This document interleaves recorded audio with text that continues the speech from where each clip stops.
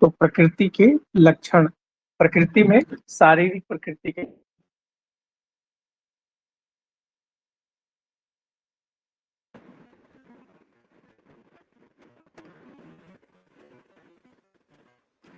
इसमें वापस प्रकृति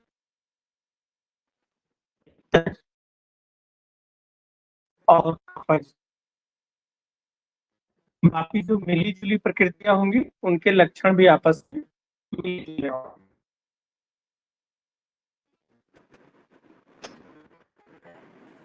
एक क्वेश्चन इस टेबल से आना, इसमें सा वात प्रकृति के लक्षण में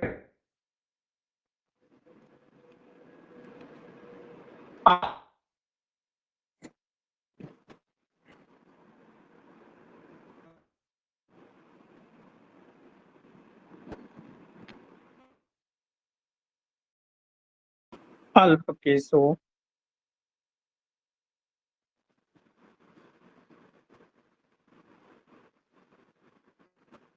कृशों,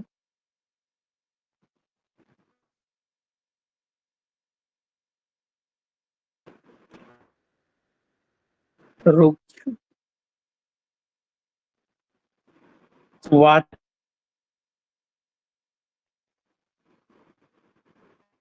वाचालस्य मानसाः, आकाश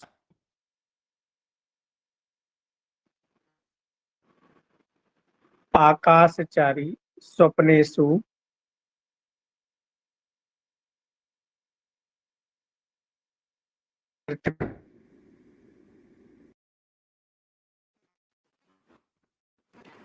वात प्रकृति को नर।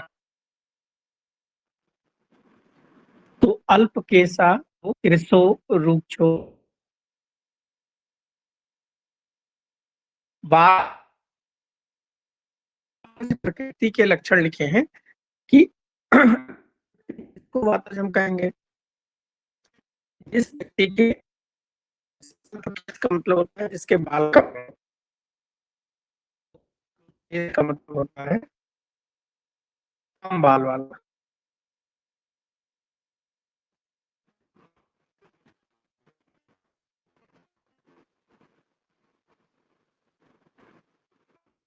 एक मिनट, तो हम लोग बात कर रहे हैं वात प्रकृति के लक्षण के बारे में। तो ऐसा व्यक्ति जिसके अल्प केस का मतलब बाल कम होंगे उसके, कृश, और कृश मतलब क्या होता है? दुबला।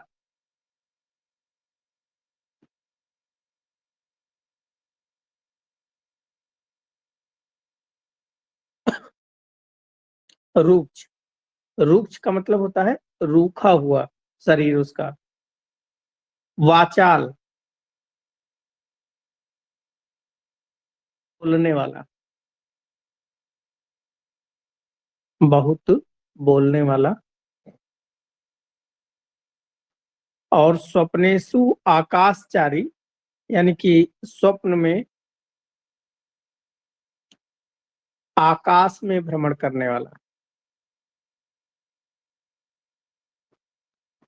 स्वप्न में आकाश में भ्रमण करने वाला, यानी कि आसमान में उड़ेगा और सीधे चंद्रयान 3 पकड़ लेगा और चंद्रमा पर लैंड हो जाएगा। तो ऐसे प्रकृति का जो व्यक्ति वातज प्रकृति का होता है, जैसे अभी आप लोग के यहाँ भी बहुत सारे लोग होंगे, उनके अंदर इस तरह के लक्षण मिलते होंगे कि वो दुबले पतले होंगे, शरीर उनका रूखा होगा, बहुत बोलने वाले होंगे, स्वप्न में आकाश में भ्रमण कर, जैसे रात में नींद आएगी तो सपना उन्हें आएगा तो हवा में उड़ते हुए अपने आप को पाएंगे। तो ये सारे लक्षण देखते हुए पहचान लीजिए कि ये किस प्रकृति का है। तो ये वातज प्रकृति का है। दूसरा देखते हैं पित्तज प्रकृति वाला, अकाल, पलितय व्याप्तो,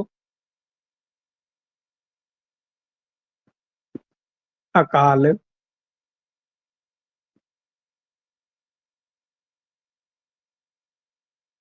पलितय,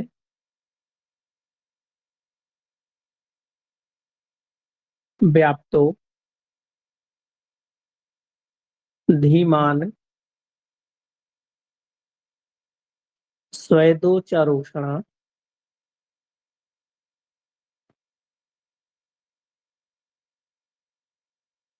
धीमान, स्वेदोचारोषणा, स्वप्नेषु, स्वप्नेषु ज्योतिषाम,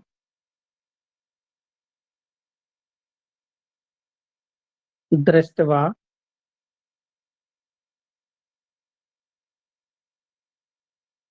पित्त प्रकृति को नरा,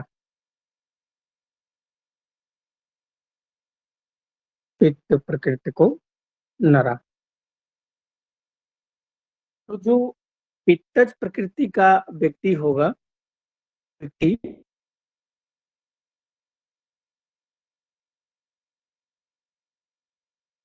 व्याप्त है। अकाल पलिते व्याप्ते मतलब होता बिना समय के बाल पक जाना। अकाल पलिते यानी कि समय से पहले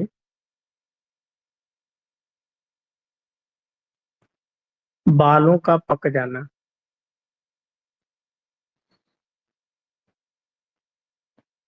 दूसरा है धीमान स्वेदी। धीमान,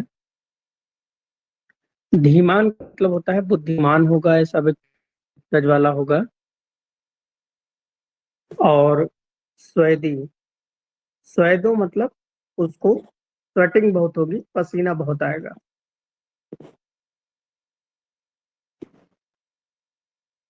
पसीना बहुत आता है।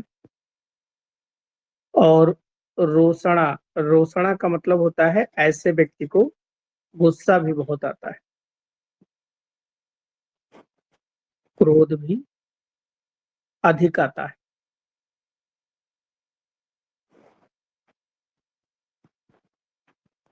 और ज्योतिषाम दृष्टवा पित्त प्रकृति को नरा, यानी कि स्वप्न में ज्योति, ज्योति का मतलब होता है अग्नि को देखता है।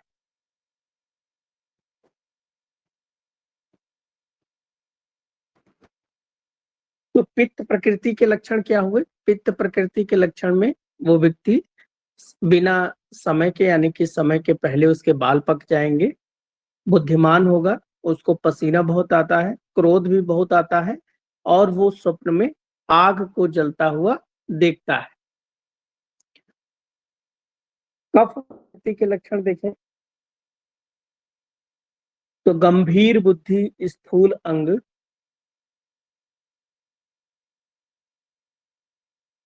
गंभीर बुद्धि,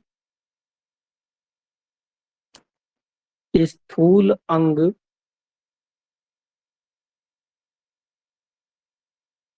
स्निग्ध केशो महाबला, स्निग्ध केशो महाबला, स्वप्ने जलाशय लोकी, स्वप्ने जलाशय लोकी,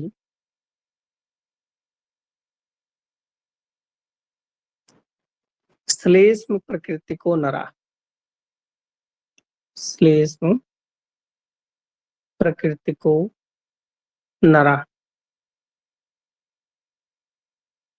तो जो कफ प्रकृति वाला व्यक्ति होगा, स्थूल अंग, गंभीर बुद्धि,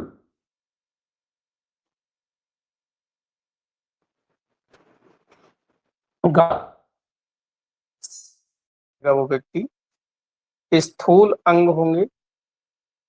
स्थूल अंग मतलब अंग उसके मोटे होंगे, स्थूल अंग।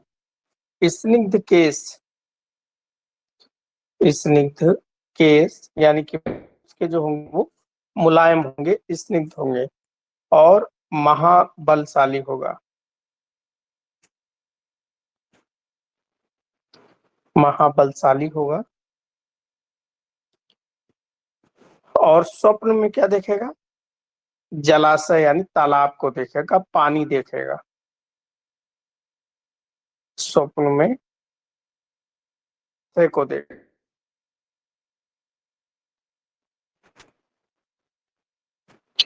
ये इसके पित्तज और कफज के इंपॉर्टेंट श्लोक है। एक क्वेश्चन इससे लगभग लगभग आ सकता है।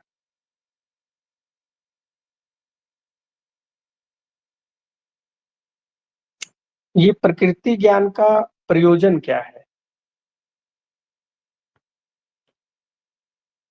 प्रकृति मैं बोल दे रहा हूं, आप लोग इसको सुन लीजिएगा।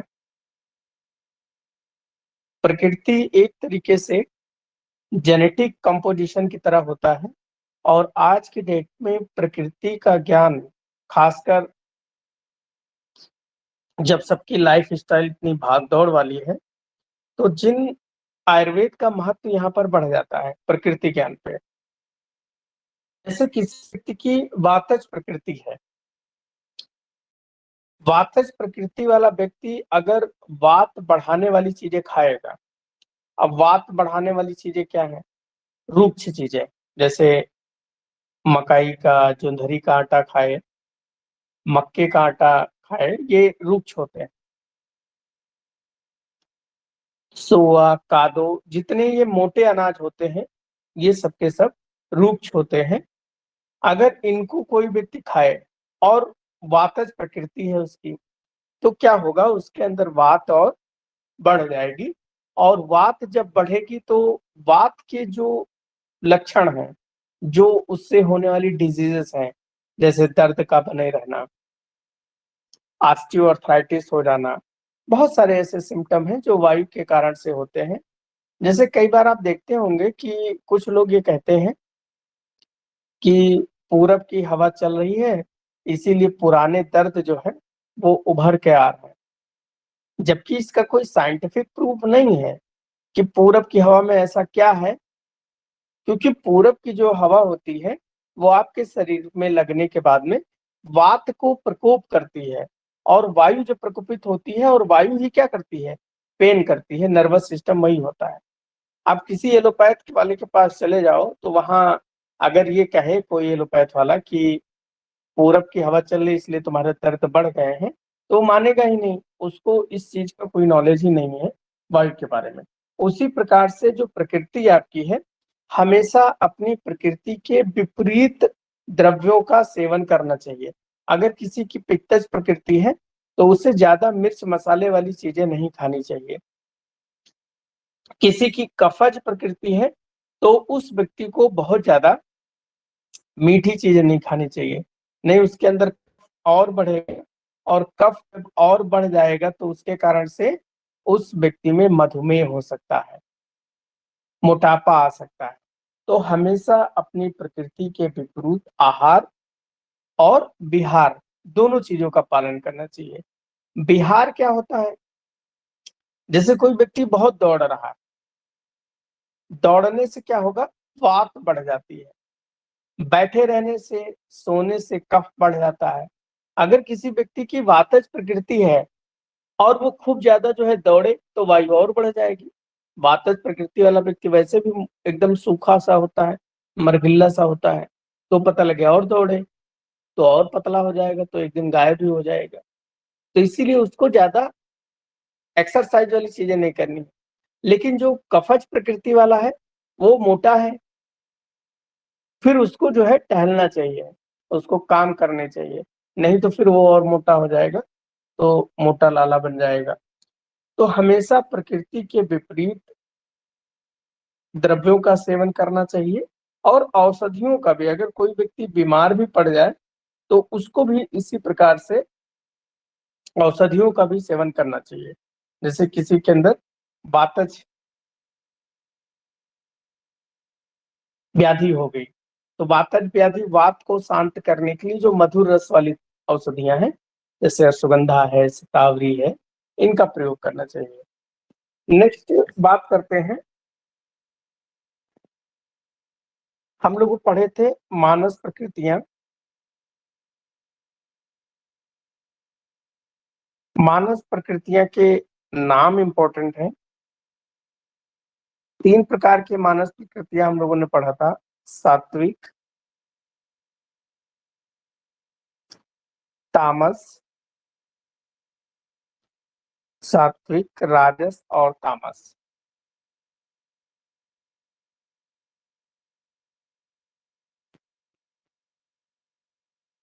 सात्विक, राजस और तामस, ये 3 प्रकार की प्रकृतियां हैं। सात्विक प्रकृतियों के नाम लिख लें।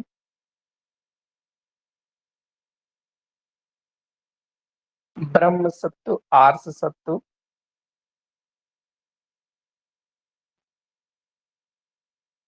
ब्रह्म सत्व, आर्ष सत्व, ऐंद्र सत्व,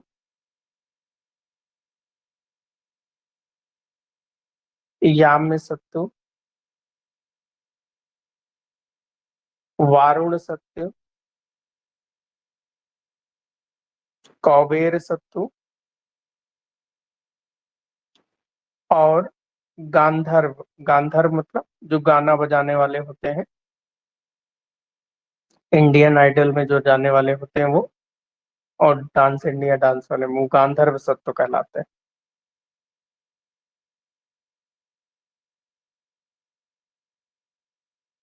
आवाज आनी चाहिए तो कोई दिक्कत नहीं है। तो सात्विक प्रकृति वाले कितने होते हैं? 7 होते हैं।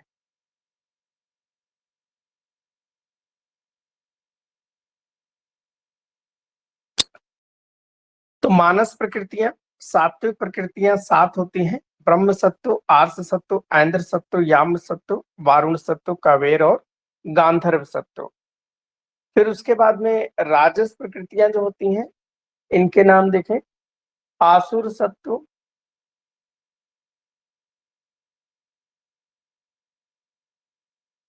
आसुर आसुर स्वभाव वाले। राक्षस सत्व, सर इनके पीछे भी सत्य लगा रहता है कि राजस?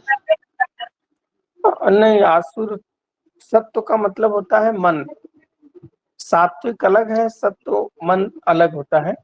तो मन स्थिति के आधार पर ही इसको नामकरण किया जाता है। जैसे आसुर, राक्षस, सत्व नहीं भी लगाएंगे तब भी कुछ काम नहीं चले, लेकिन यहाँ सत्व से मतलब है उनके मन का स्वभाव कैसा है। अच्छा अच्छा। नेक्स्ट, पैसाच, जो पिशाच की तरह हो, खून वगैरह पी जाते हो।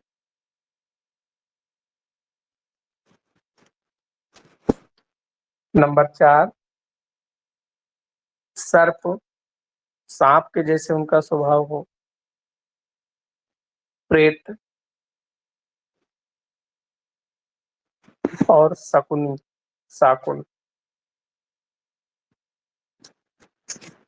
ये 6 जो होते हैं राजस सत्व वाले होते हैं।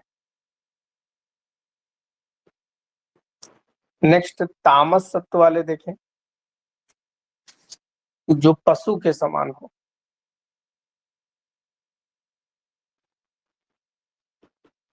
पशु,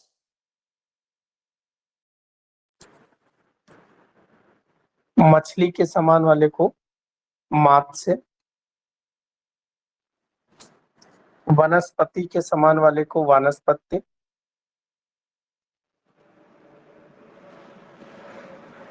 वानस्पत्य वाले बहुत आलसी होते हैं।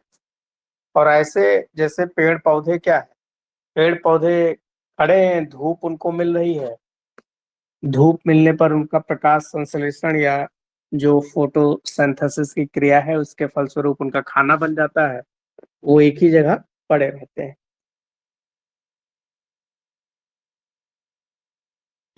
शाकुन का क्या?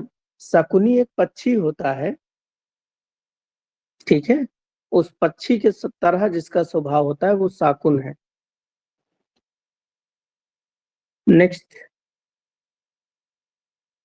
तो 3 जो होते हैं वो तामस होते हैं। एक पशु के समान वाले, एक मछली के समान नेचर हो, एक वनस्पति के समान हो। तो ये टोटल काउंट करेंगे तो 16 मानस प्रकृतियों के नाम है। वैसे आपके लेवल पे जो क्वेश्चन पूछा जाना चाहिए वो यही पूछा जाना चाहिए कि इन निम्नलिखित में से कौन सा राजसिक प्रकृति का है, कौन सा सात्विक प्रकृति का है। इतने से ही काम आपका चल जाएगा। तो ये बात हुई प्रकृति की। नेक्स्ट बात करते हैं शरीर की।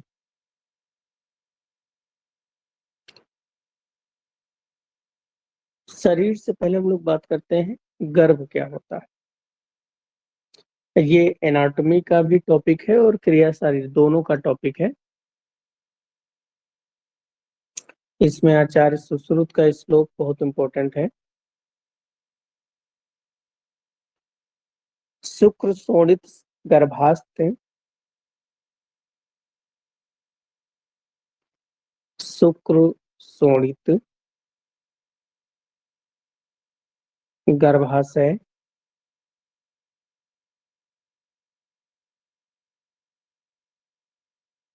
गर्भाशयस्थ आत्म प्रकृति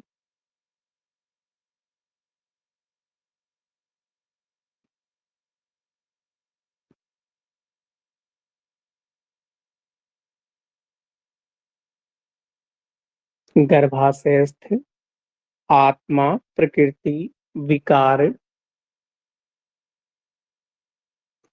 सम्मूर्छितम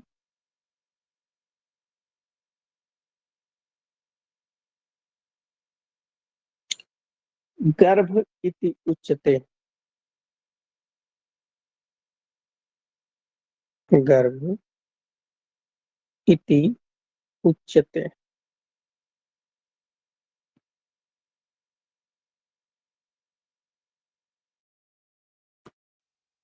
तो सुश्रुत ने गर्भ की डेफिनेशन में बताया है कि जब शुक्र शोणित गर्भाशयस्थ आत्म प्रकृति विकार समूर्छितम गर्भ इति उच्यते। पहले तो इस श्लोक को हम लोग समझते हैं। ये श्लोक यहाँ पर भी काम आएगा। ये श्लोक आपके स्त्री और प्रसूति में भी काम आ जाएगा।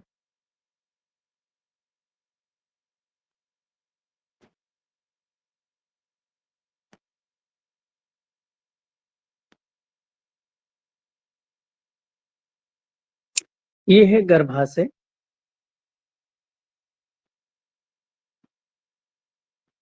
आयुर्वेद में इसे गर्भाशय कहा गया है। तो गर्भाशयस्थ आत्म प्रकृति, सबसे पहले बात क्या है गर्भाशय की। गर्भाशय में स्थित जो शुक्र होगा और जो शोणित होगा, शोणित यानी कि जो ओवम होगा, ये ओवरी है। ओवरी से यहाँ से ओवा निकल के आता है और ये इनफंडिबुलम होता है और यहाँ पर ये ओवम एब्सॉर्ब होके आपके फेलोपियन ट्यूब में आता है। ये जो फेलोपियन ट्यूब होता है, इस फेलोपियन ट्यूब में बहुत छोटे छोटे से सीलिया होते हैं, रोवे होते हैं। ऐसे बहुत छोटे छोटे से इसमें सीलिया होते हैं। ये सीलिया क्या करेंगे, इसको आगे की तरफ धक्का मारेंगे। ये जो ओवा है, ये क्या है ओवा। इस ओवा या इसको ओवम कहते हैं। इसको धक्का मारेंगे, ये ऊपर की तरफ थोड़ा चढ़ता चला जाएगा। दूसरा जो शुक्र होता है, शुक्र के पास में टेल होती है, मतलब उसकी पूंछ होती है, तो वो चल सकता है।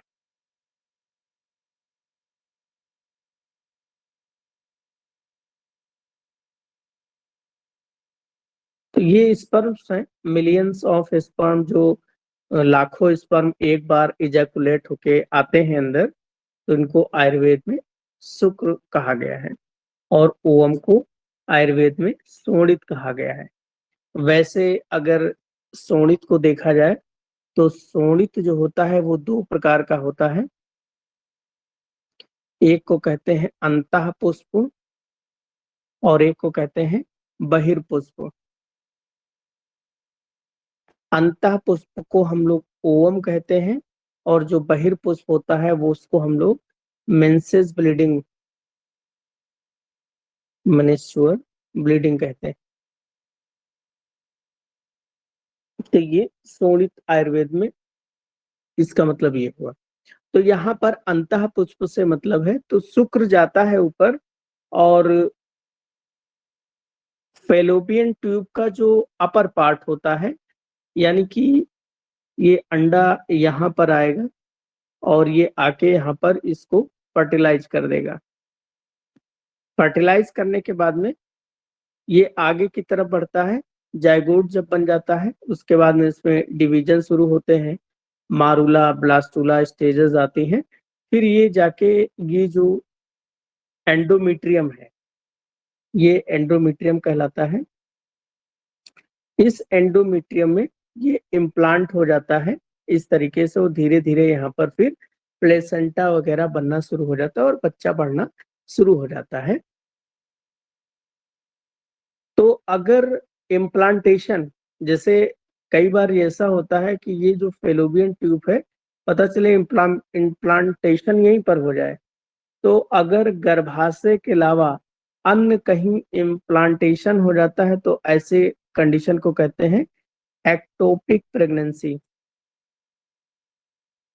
एक्टोपिक प्रेगनेंसी बहुत ही डेंजर और सीरियस कंडीशन होती है। अगर इसमें जो जाइगोट बना इसका डेवलपमेंट होने लगा, चूंकि फैलोपियन ट्यूब जो होती है वो छोटी सी ट्यूब होती है, अगर उसमें बच्चा बढ़ने लगेगा तो फैलोपियन ट्यूब रप्चर कर सकती है, फट सकती है, जिसके कारण से फिर बहुत ज्यादा पेनफुल कंडीशन होती है, इंटरनल हेमरेज हो जाता है और लाइफ थ्रेटनिंग भी हो जाता है, बहुत पेन होता है इसमें। तो कभी कभी बाद में लाइफ थ्रेटनिंग हो सकती है। तो इसीलिए जब भी प्रेगनेंसी हो, प्रेगनेंसी होने के तुरंत बाद पहला पीरियड मिस हो, तुरंत एक अल्ट्रासाउंड जरूर करा लेना चाहिए, नहीं तो फिर पता नहीं चल पाता उसके अंदर एक्टोपिक प्रेगनेंसी है या नहीं है। तो यहाँ पर दोबारा से हम लोग इस श्लोक पे आते हैं, क्या कह रहा है, शुक्र शोणित संयोग हो रहा है गर्भाशय में। फिर यहाँ पर ये जो इम्प्लांटेशन हुआ है, यानी कि शुक्र और शोणित संयोग के बाद में ये जो इम्प्लांटेशन हुआ, इसमें कौन आएगा, आत्मा आएगी और प्रकृति के विकार। आत्मा और प्रकृति के विकार जो है इसमें आ जाएंगे, तो इसको हम क्या कहेंगे, गर्भ कहेंगे। तो सुश्रुत के अनुसार गर्भ के विकार क्या है। अब इसकी डिफिनेशन पढ़ते हैं कि डिफिनेशन क्या हुई। तो इसको पूरा मिलाकर हम लोग पढ़ेंगे कि गर्भाशय में स्थित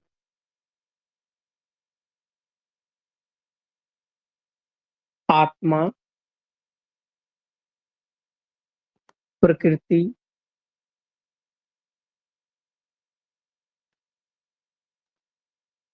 और प्रकृति के विकार, आत्मा प्रकृति और प्रकृति के विकार से युक्त शुक्र और शोणित, शुक्र और शोणित के संयोग को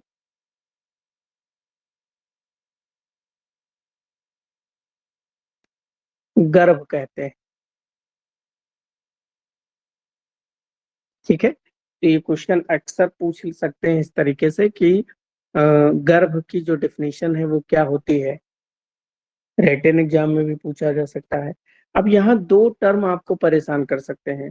एक टर्म आपको परेशान कर सकता है कि प्रकृति क्या होता है, और दूसरा टर्म आपको परेशान कर सकता है प्रकृति के विकार क्या होते हैं।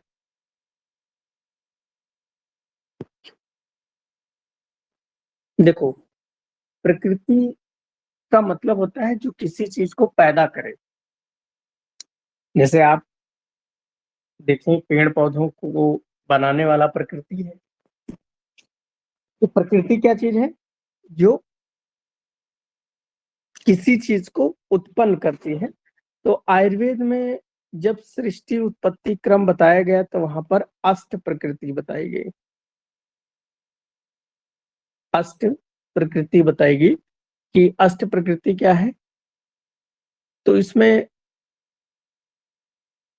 प्रकृति,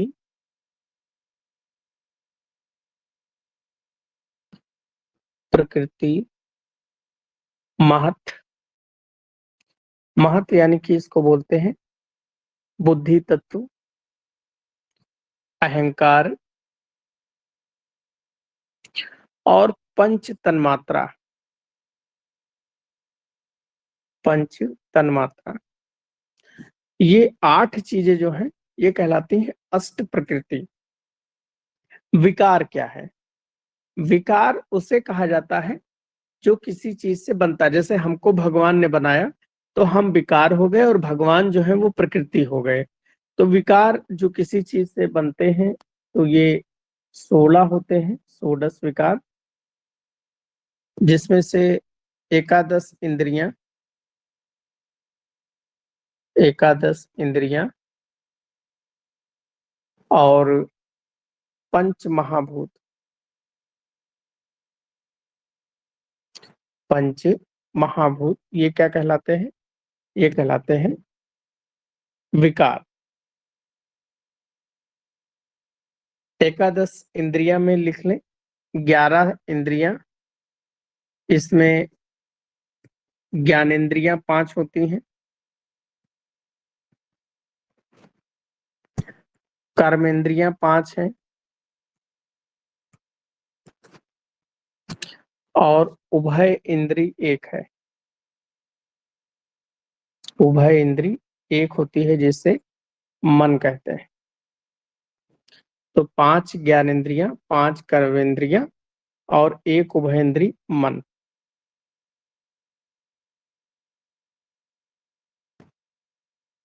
देखिए नाम भी लिख लीजिए 5 ज्ञानेंद्रियों के काहे को। 5 ज्ञानेंद्रियों के नाम पहले भी लिखा चुके हैं। श्रोत, स्पर्शन इंद्री, स्रोत, स्पर्शन, रसन, दृक, दृक मतलब नेत्र इंद्री या इसे चक्षु इंद्री भी कहते हैं, और एक है घ्राण इंद्री। ये 5 जो है वो ज्ञानेंद्रियां हैं। 5 कर्मेंद्रियां कौन सी हैं? तो पाणी, पाणी मतलब हाथ, पाद मतलब पैर, उपस्थ, उपस्थ का मतलब मूत्र इंद्री, पेनिस, और नंबर 4 गुद, गुद मतलब गुदा, एनल एरिया, और नंबर 5 वाक इंद्री। वाक मतलब बोलने वाली जो जिह्वा है वो वाक इंद्री। तो ये 5 कर्म इंद्रियां हैं और एक उभय इंद्री होगी मन। तो अब देखिए कि गर्भ किसे कहते हैं, कि गर्भ में कितनी सारी चीजें हो गई कि इन सभी को जो मिलाकर गर्भ बनता है।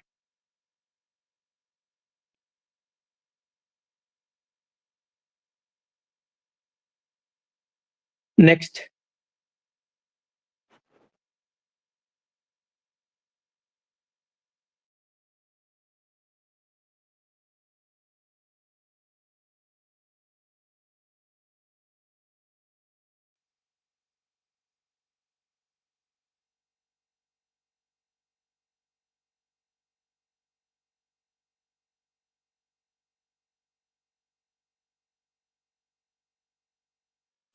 हाँ पीछे पंच तन्मात्रा बताने को रह गया, उसको भी लिख लें। पंच तन्मात्राएं क्या? पंच तन्मात्राएं पंच महाभूत होती हैं।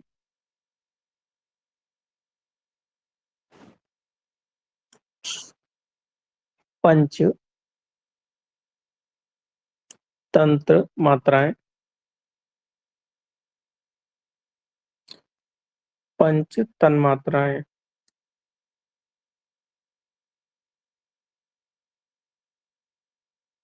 पंच तन्मात्राएं जो होती हैं ये पंच महाभूत के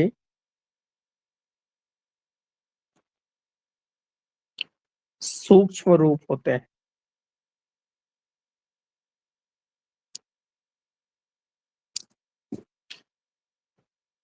पंच तन्मात्राएं पंच महाभूत के सूक्ष्म रूप होते हैं, यानी कि महाभूत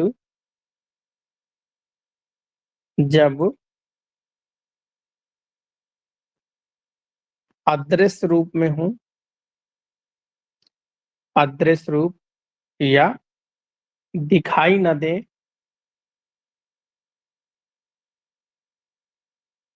तो उसे पंच तन्मात्राएं कहते हैं।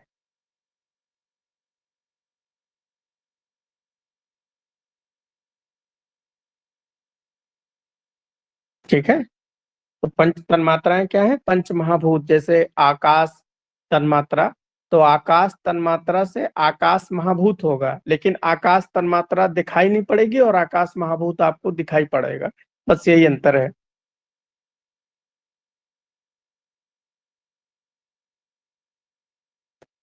पीछे हम लोगों ने गर्भ की जो डिफिनीशन पढ़ी, उसी गर्भ की डिफिनीशन में आगे कंटिन्यू करेंगे। तो इसमें अगर इसी गर्भ में चेतना स्थित होकर, चेतना यानी कि आत्मा स्थित होकर, आगे क्या होता है इस गर्भ में? वायु विभर्जती। बहुत इंपॉर्टेंट क्वेश्चन है कि गर्भ का विभाजन कौन करता है, सेल डिवीजन कौन कराता है? तो वायु विभर्जती।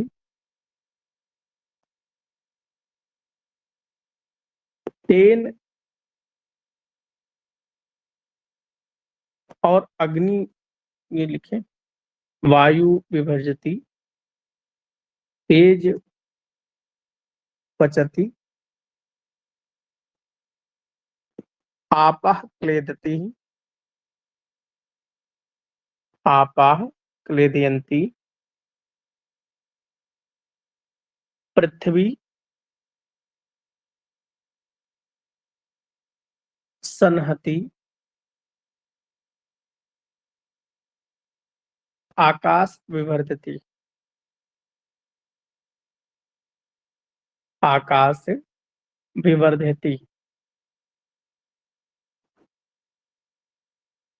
तो ये क्वेश्चन पूछा जा सकता है कि गर्भ में सेल डिवीजन कौन कराता है या बढ़ाने का काम कौन करता है? तो जहां लिखा है वायु विभर्जती, उसके नीचे आप लिख लें सेल डिवीजन, तब आपको ज्यादा अच्छे से समझ में आएगा कि जब जाइगोट बनता है, उस जाइगोट के बाद में जो सेल डिवीजन करके मारूला और ब्लास्टुला, उसके बाद में फिर फीटस स्टेज बनती है, वो कौन कराता है? वायु। तो सेल डिवीजन वायु का काम है। तेज पचती, तेज मतलब अग्नि का काम क्या है? एंजाइमेटिक जो रिएक्शन है पाचन का, अग्नि पाचन करती, पाचन मतलब मेटाबॉलिज्म करती है, जो एंजाइम होते हैं उनके द्वारा जो सेल, नई सेल बनाने का कार्य होता है या उस सेल में एनर्जी लाने का कार्य क्या है, वो अग्नि का काम है। आपा क्लेदंती, आपा मतलब जल क्या करेगा? क्लेदन, क्लेदन का मतलब जोड़ना। तो दो सेल आपस में जुड़ी रहे, ये काम कौन कराता है? जल कराता, आपा, आपा मतलब जल कराता है। पृथ्वी क्या करेगी? संघनन,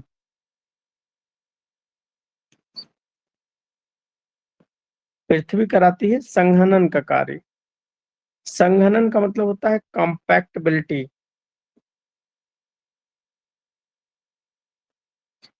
संघनन, दो सेल आपस में जुड़ी रहे और वो मजबूती से आपस में जुड़ी रहे, उनमें कुछ गुरुता हो, ये काम पृथ्वी कराती है।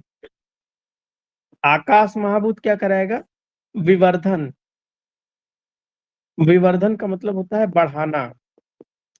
तो जैसे सेल डिवीजन हो गया, दो सेल के बीच में जब तक जगह नहीं होगी, जैसे अगर हम सेल डिवीजन की बात करें तो जैसे एक ये सेल है, इस सेल का डिवीजन होके जब इस तरीके से दो सेल बन जाएंगे, लेकिन ये दो सेल जब तक अलग नहीं होंगे, एक सेल इस तरह और एक सेल इस तरह नहीं होगा, तब तक बॉडी बढ़ेगी नहीं।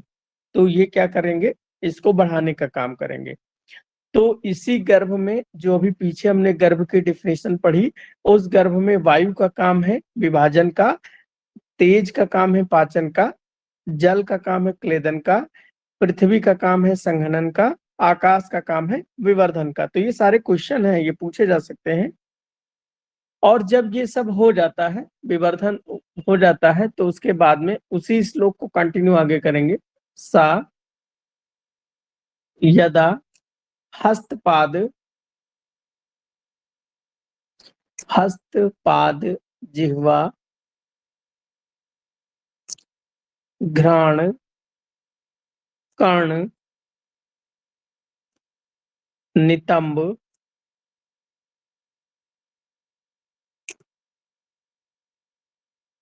आदि अंग आदि भिरंग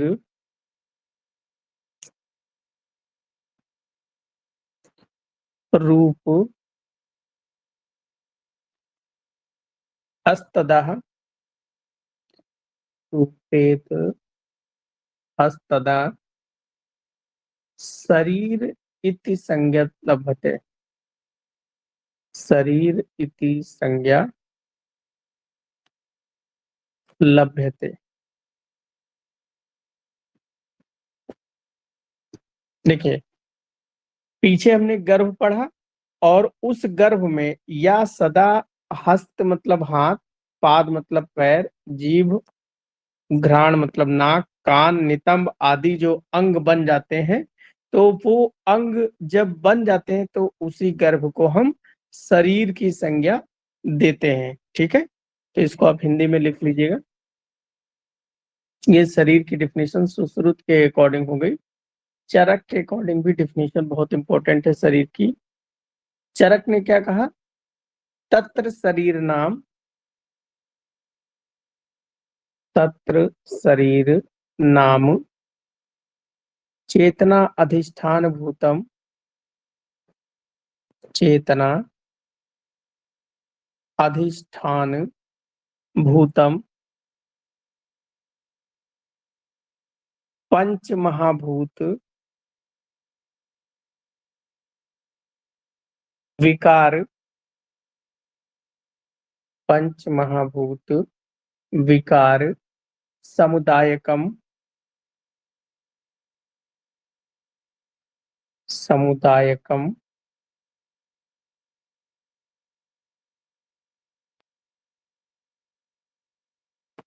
समयोगवाही।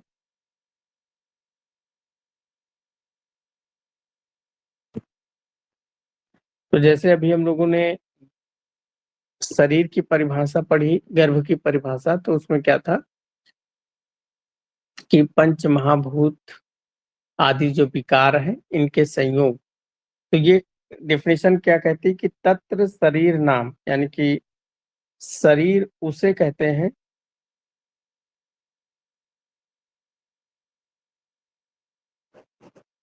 चेतना अधिष्ठान भूतम, जहां पर चेतना, चेतना मतलब आत्मा का आश्रय लेकर,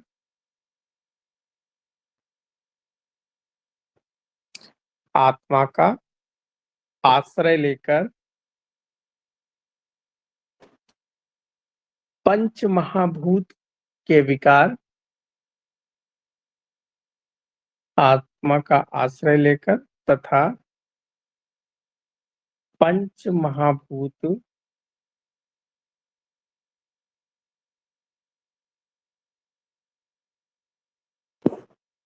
आदि विकार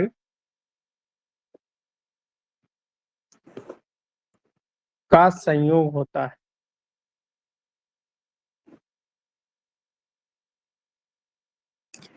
तो ये आचार्य चरक क्या कहते हैं कि शरीर किसे कहते हैं? शरीर उसे कहते हैं जहां पर चेतना का आश्रय लेकर तथा पंच महाभूत आदि जो विकार हैं इनका संयोग होता है। तो पीछे हम लोगों ने विकार कितने पढ़े थे? 16 पढ़े थे। तो वो 16 विकार आत्मा, ये जहां पर मिलते हैं उसे ही शरीर शब्द कहा जाता है। तो ये दोनों डिफिनेशन बहुत इंपॉर्टेंट है। नेक्स्ट, शरीर के पर्याय।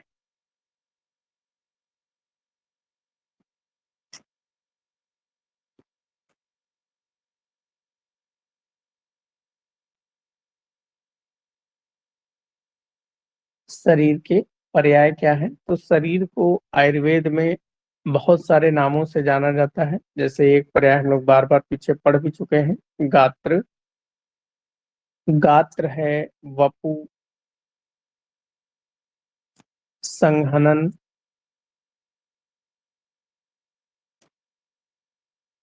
विग्रह, काय, देह, मूर्ति।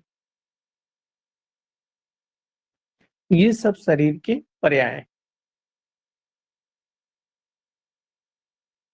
लेकिन मुख्य रूप से देखें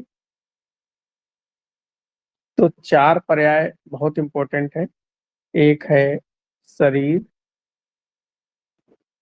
देह, काय और पुरुष। ये चार पर्याय इंपॉर्टेंट है। इनके बारे में टिप्पणी लिखने के लिए आ सकती है मेन एग्जाम में। जैसे कि पूछ ले, शरीर की डेफिनेशन अभी हम लोगों ने पढ़ा, लेकिन शरीर शब्द किसे कहते हैं? तो सीरते इत शरीरम। सीरते इत शरीरम। सीरते अर्थात जिसका लगातार नाश होता रहे,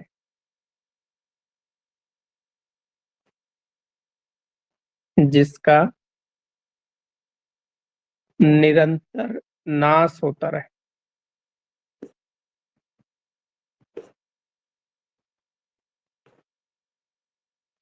उसे शरीर कहते हैं।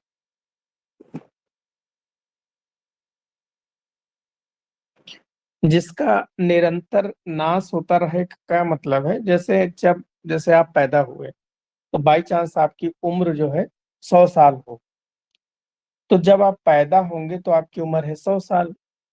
जैसे आप एक दिन आपकी जिंदगी का बीत गया तो 99 साल 364 दिन बचे, फिर एक साल बीत गया, एक एक महीना, एक दिन, एक महीना, एक साल जब इसी तरह बीतता रहेगा तो आपकी जिंदगी क्या है? धीरे धीरे नाश होती रहती है। तो उसे ही शरीर कहते हैं, जिसकी प्रति क्षण जो है नष्ट होता रहता है। दूसरा शब्द है देह।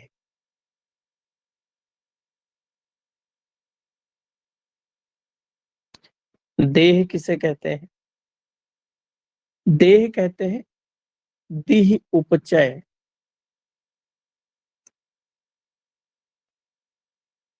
दीह उपचय का मतलब जो बढ़ता रहे, जो निरंतर बढ़ता रहे।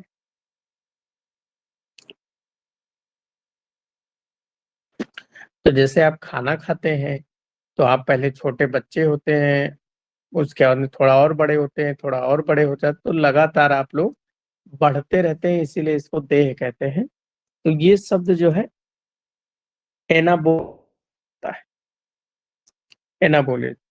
और पीछे जो शब्द अभी हमने पढ़ा शरीर, इसमें लिख ले, ये कैटाबोलिज्म को दर्शा रहा है। कैटाबोलिज्म।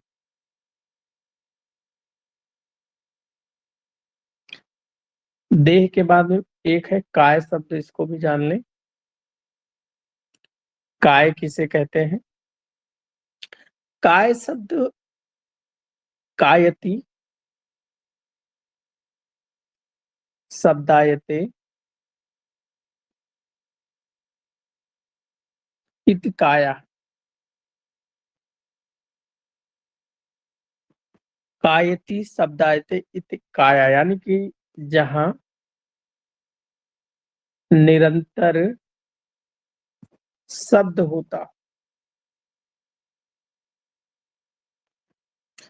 जहां निरंतर शब्द उत्पन्न होता हो, उसे क्या कहते हैं? काय कहते हैं। जैसे आप लोग देखें, हार्ट बीट, जब दिल धड़कता है तो क्या होता है? लब, डब, ये दो तरह के साउंड होते हैं। ऐसे ही जब पेट पे आप स्टेथोस्कोप लगाओ तो वहां पर इंटेस्टाइन मूवमेंट 1 मिनट में 2 to 3 पर मिनट आपको बाउल गार्लिक सुनाई पड़ेगा। मतलब जो इंटेस्टाइन के मूवमेंट है 2 से 3 मिनट, 2 से 3 बार पर मिनट। तो ये क्या है? ये शब्द है, पेट में गुड़गुड़ाहट हो रही है, दिल धड़क रहा है, तो इसीलिए इसको हम काय शब्द कहा जाता है। फिर एक है पुरुष।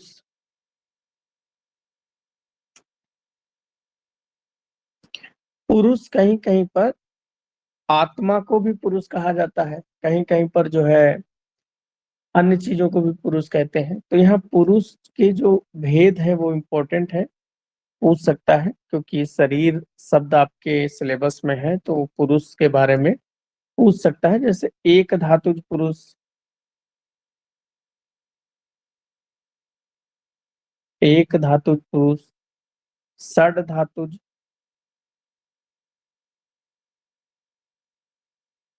और एक है चतुर्विंशात्मक।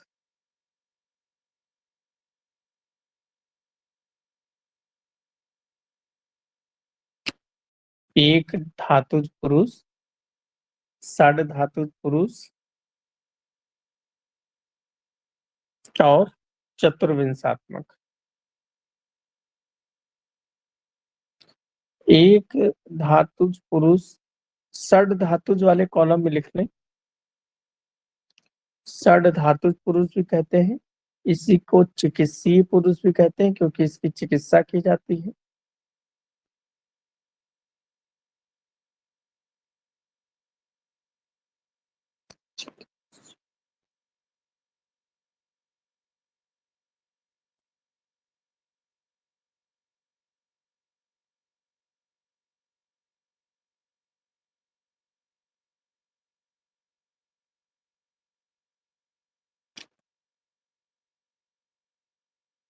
क्योंकि इसकी चिकित्सा करते हैं, इसीलिए इसको चिकित्सीय पुरुष कहते हैं।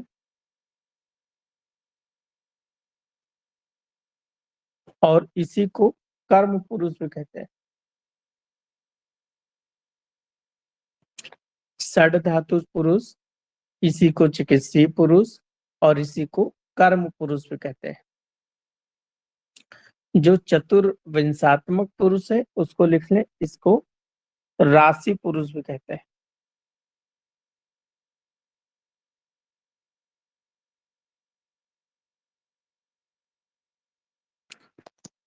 सर दोबारा से रिपीट कर दीजिए, आवाज आपकी क्लियर नहीं आ रही थी।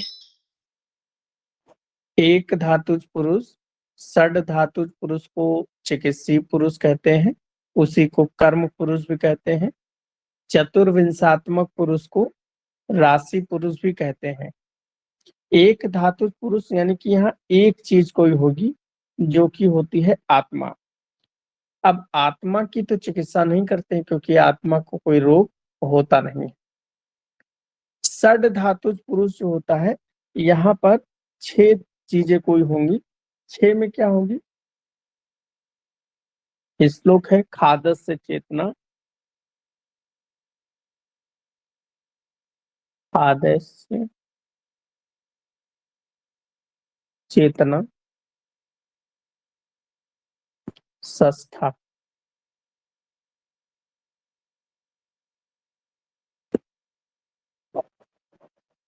तो इसमें क्या है?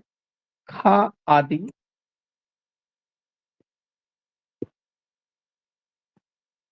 खा आदि पंच महाभूत। खा का मतलब बताया था मैंने क्या होता है? आकाश। तो आकाश नंबर 1, नंबर 2 वायु, नंबर 3 अग्नि, नंबर 4 जल और नंबर 5 पृथ्वी। तो 5 तो ये महाभूत हो गए। और छठा क्या है? छठवीं धातु चेतना यानी कि आत्मा। तो पंच महाभूत और आत्मा जब आपस में मिलते हैं तो इसे षड धातुज पुरुष, चिकित्सीय पुरुष या कर्म पुरुष कहते हैं और इसी की हम चिकित्सा करते हैं। फिर लिखा है चतुर्विंशात्मक पुरुष, यानी कि यहाँ पर 24 तत्व होंगे। चतुर्विंशात्मक मतलब होता है 24 तत्व होते हैं। तो 24 तत्व कैसे होंगे? तो इसमें 24 तत्वों में एकादश इंद्रियां,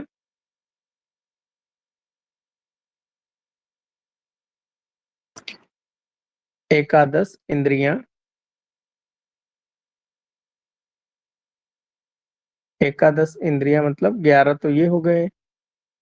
पंच महाभूत, पंच महाभूत का मतलब हो गया 5 ये हो गए। तो 11 और 5 कितना हो गया? 16। और 16 के बाद में अष्ट प्रकृति, अष्ट प्रकृति में 8 चीजें। तो 8, 8 5 13 और 11 24, तो ये टोटल 24 चीजें होंगी। अष्ट प्रकृति में पीछे अभी मैंने लिखा भी दिया है सारी चीजें, फिर से अष्ट प्रकृति लिख लें। अष्ट प्रकृति क्या होती है? प्रकृति, महत, अहंकार और पंच तन्मात्राएं।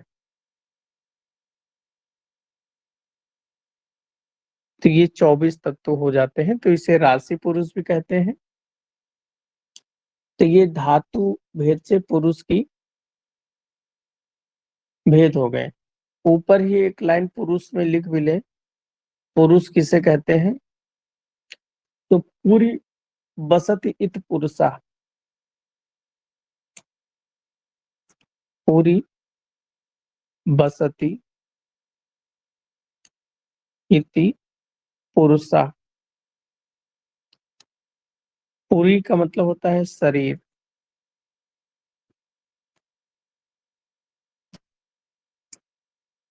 तो इसलिए इसका अर्थ क्या हो गया? शरीर में बसने के कारण पुरुष कहा जाता है। शरीर में पूरी वसत इत पुरुषा, यानी कि शरीर में बसने के कारण इसे पुरुष कहा जाता है।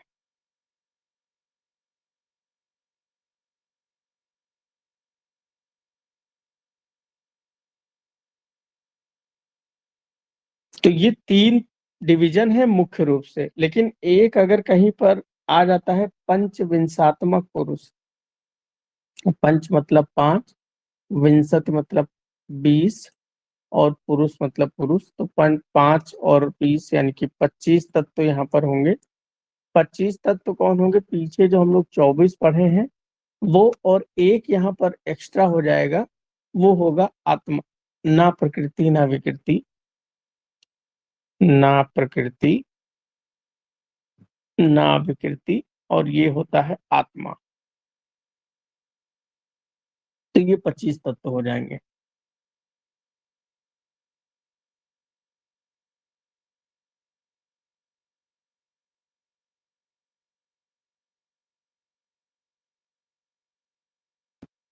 ठीक है, तो ये शरीर आपके सिलेबस में है, गर्भ आपके सिलेबस में है, तो उससे संबंधित चीजें पूछी जाएंगी। तो आज तो हम लोगों ने बस इतना ही पढ़ना है। कल हम लोग शरीर में आगे चर्चा करेंगे। षडंग शरीर, शरीर के 6 अंग क्या होते हैं, फिर उसमें कोष्ठांग क्या होते हैं, फिर कोष्ठ कितने होते हैं, फिर उसके बाद में फिर एनाटॉमी का पोर्शन, जितनी भी संधियां हैं, अस्थियां हैं, और इनके डिवीजन कितने हैं, वो सारी चीजें हम लोग पढ़ेंगे। चलो आज इतना ही।